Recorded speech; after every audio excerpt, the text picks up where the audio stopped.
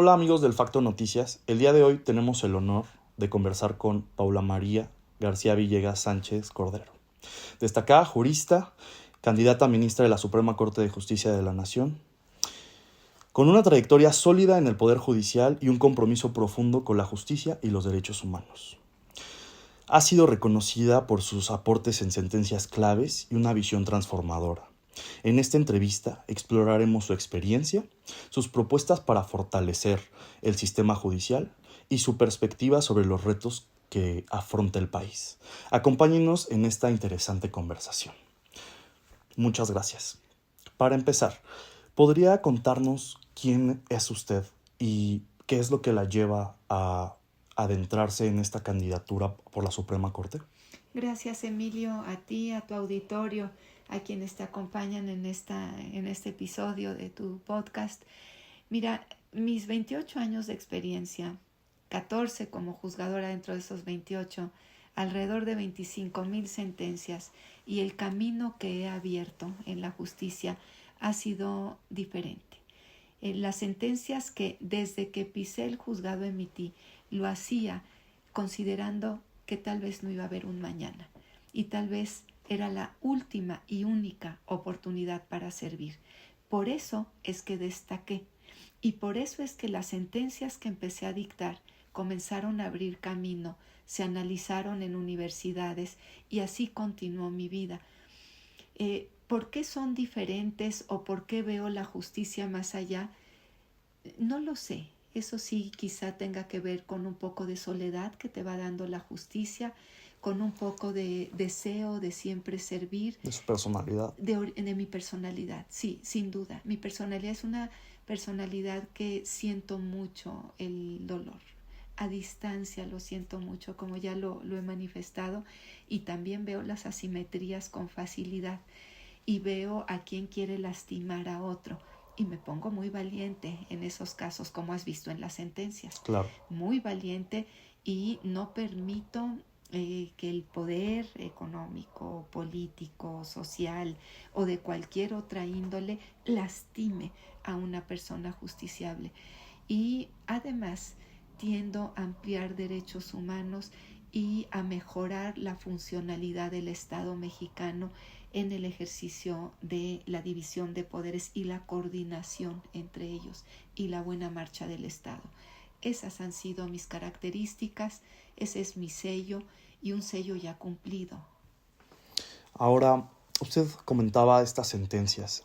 Sabemos que ha resuelto casos muy importantes durante su carrera en el Poder Judicial como jueza y como magistrada.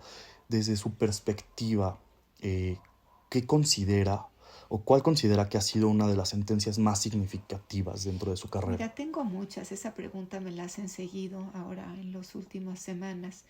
Y al haber sido una juzgadora vanguardista, garantista de fondo sobre la forma, entonces mi gama de sentencias es muy amplia en las que abrí camino. Te puedo hablar desde asuntos que tienen que ver con derechos de los animales, abrí camino en eso, familia multiespecie, apellido materno antes que paterno es mía. Como juzgadora estaba en ese entonces en el juzgado segundo distrito en materia administrativa y tiene toda una historia de por qué y cómo llegó a la corte. Es uno de los asuntos que más recuerdo en las llamadas que llegaban al juzgado, la gente que se presentaba conmigo, las personas que me decían cámbieme el apellido. Y como yo soy muy accesible, porque así quiero ser, y esa es mi personalidad también, me dicen quienes me conocen en este proceso, Paula, ¿eres tú? ¿Eres tú? Claro que sí. No voy a ser otra persona que sobra decir lo que sea yo. Esta soy, así me presento y así he también impartido justicia.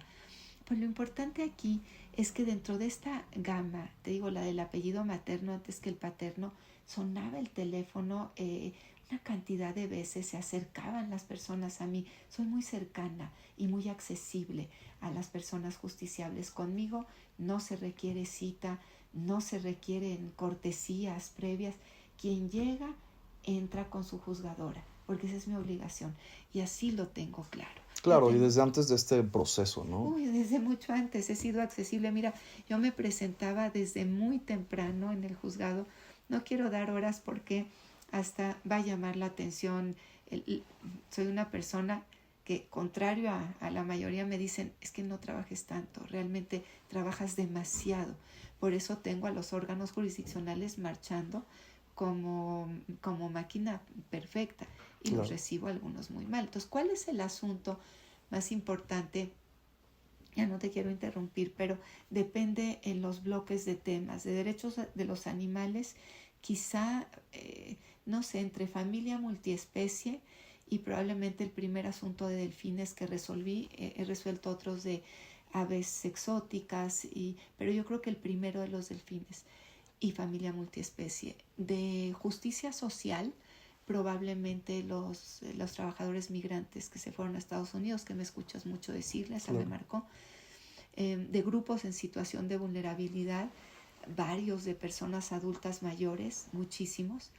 De niñez, probablemente lo que es que no los lastimen, de derechos de la niñez y de principio del interés superior del niño, de la niñez, que no los sacaran de la escuela cuando los recogían para una prueba psicológica con conflictos familiares, quizá asuntos ya societarios y de concursos mercantiles, el de una empresa que tenía casas de interés social, que justamente construía y que cayó en quiebra. Okay. Ese fue el del tamaño, voy a decir el nombre de la otra porque sí fue público, del de Mexicana, a lo largo y ancho del país. Y en términos bancarios, probablemente una liquidación judicial, también es pública, puedo decir el nombre, de un banco, mejor lo omito, de un banco, la sacamos adelante en 1 mes y medio. Toda la quiebra, porque la liquidación judicial es una quiebra, de un banco, en 1 mes y medio. Y con toda la estructura yo les junté a mis colaboradores y les dije, a ver, quiero la demanda, la quiero ver, y a cada uno le asigné una tarea, vas a desarrollar este tema en este sentido, este otro en este, y la presentamos ahí, se coordinaron las otras ponencias, también aportaron en alguna medida y construimos un extraordinario proyecto. En 1 mes y medio, 2 meses, estaba una liquidación judicial. Claro. Pasando a otros temas, como mujer, con esta trayectoria de la que ya estuvimos hablando hace un momento, ¿qué retos ha enfrentado como mujer dentro del Poder Judicial y en su carrera? ¿Y cómo cree que se pueda pues generar un piso parejo dentro del Poder Judicial para las mujeres? Sí, ha ido cambiando el Poder Judicial, Emilio, de una manera significativa. Voy a redondear los años, las décadas, hace alrededor de 3 décadas, tengo 28 años como mencioné en el Poder Judicial, había muy pocas mujeres en puestos de decisión. Realmente te puedo decir que, voy a hablar en masculino, los jefes que tuve y que estaban ahí para el resto del personal administrativo y operadores jurídicos eran hombres, no había mujeres. Estoy agradecida con ellos hasta el último día de mi vida, en particular de dos, un juez de distrito, Carlos Soto Villaseñor era magistrado y Carlos Ronzón Sevilla era juez, hoy magistrado.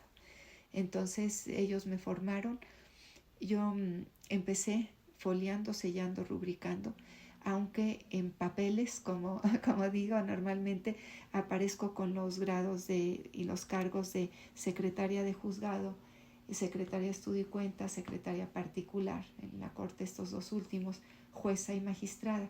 ¿Y qué pasó? Como no se abrían espacios para mí, era muy complicada esa parte, entonces toqué puertas, no había, y me acepta el juez Carlos Ronzón Sevilla como meritoria. Entonces yo tenía 2 trabajos, iba a la corte como particular, el trato era hacer todo, llegaba a las 7 de la mañana, salía a la 1 más o menos, eran ya mis horas laborales, y la corte y donde está ahorita la Escuela Federal de Formación Judicial, antes era Instituto de la Judicatura Federal, y estaba en San Lázaro, como se le conocía, todos los juzgados y todos los tribunales. No había crecido tanto hace 3 décadas. Entonces tocó la puerta del juez noveno, me pregunté quién era el mejor, era el señor juez Carlos Ronzón Sevilla, y le dije, quiero estar con usted. Bueno, pues vas a empezar foliando, rubricando, sellando y cosiendo. Entro. Claro. Y así poco a poco. Ahora, la diferencia es muy grande. Mi mayor recuerdo son todas las etapas, pero es como jueza y como magistrada. Ese es el fuerte que tengo en mi haber, en mi vida. La función de juzgadora, la función de dictar sentencias, no lo demás. Esto me parece a estas alturas ya sería una anécdota que si empecé cosiendo, rubricando y foliando me tiene sin cuidado realmente. Claro. La función de juzgadora. Aparte, como abogados, creo que la mayoría, casi todos, empezamos desde abajo, ¿no? Sin duda, empecé desde abajo. Eso sí te puedo decir. Claro. Y me fui ganando mi lugar. Sí, y cuesta mucho trabajo. Claro. Demostrar que puedes. Claro. Sí, pero mi fuerte es como juzgadora. Esa es mi vida laboral. Y las sentencias vanguardistas, progresistas, abriendo camino, valientes. Soy valiente, pero hasta yo misma digo... Se sorprende. Pues claro. Soy muy valiente. Claro. Tengo pluma valiente. Claro. Sí. Ahora, para ir ya cerrando, usted también ha sido profesora. También tiene una carrera en la academia. Ha formado a nuevas generaciones de juristas. Sí. ¿Cómo considera que su labor docente ha influido en la visión del sistema judicial? ¿Y qué mensaje le gustaría transmitir a los jóvenes que buscan construir un México más justo desde el ámbito legal? Me encanta que los jóvenes sí quieran construir un futuro mejor y que tengan este deseo de cambiar las cosas. Soy muy cercana a la juventud. Efectivamente, mi lugar de, como he dicho, en donde más a gusto me encuentro, como juzgadora también, pero es en la docencia. Ahí encuentro un nicho de entregarte a los jóvenes, uso mucho esa palabra, pero además lo que recoges de ellos, lo que aprendes, lo mucho que veo que a veces la juventud quiere un referente. Hace poco, por eso yo decía en una de las entrevistas, no voy a portarme y comportarme a la altura porque mis alumnos y alumnas están viéndome. Claro. Y yo tengo que ser referente para ellos. Y eso a mí me queda muy claro. Las generaciones de jóvenes cuando se me acercan y me dicen la admiro, para mí es una responsabilidad, Emilio. Más allá que decir, mira qué bien, no, me compromete más a hacer mejor las cosas con la juventud, a dar mejor mis clases, a que los jóvenes sepan que cuentan conmigo para superarse, que los entiendo, que sé cómo en ocasiones tienen factores familiares o de otra índole que hacen que lleguen cojeando a las clases. Entonces yo, no físicamente, aunque sí abrazo mucho, pero abrazo esa parte de que veo a veces de tristeza en ellos. Claro, los problemas que puedan traer detrás, ¿no? Y que llegan al salón de clases. Vámonos para arriba. Y tú puedes y eres bueno y vamos a romper tus límites y hago que los jóvenes rompan estos límites. Quiero un trabajo así y quiero las lecturas en este y en este sentido y quiero que tengas pensamiento crítico. Y te voy a enseñar a tener ese pensamiento crítico porque todo lo demás lo encuentras en internet.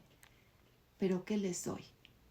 Que sean ellos mismos y que tengan un pensamiento propio, particular y diferenciado. Claro, porque las leyes están en internet, ¿no? El conocimiento está en internet, pero el pensamiento crítico creo que es algo que no se encuentra en internet. No, y les enseño, les digo, no se vayan con la corriente.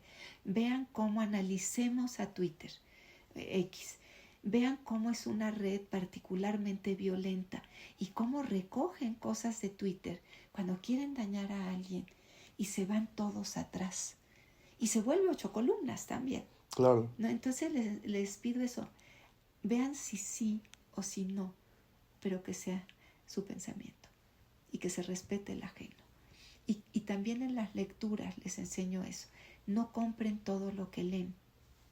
Cuestiónenlo y cuestiónense. No, salen muy afilados mis alumnos, son muy buenos. Pues muchísimas les mando gracias. saludo Gracias por darnos mis el alumnos. espacio. No, a ti. Gracias a ti.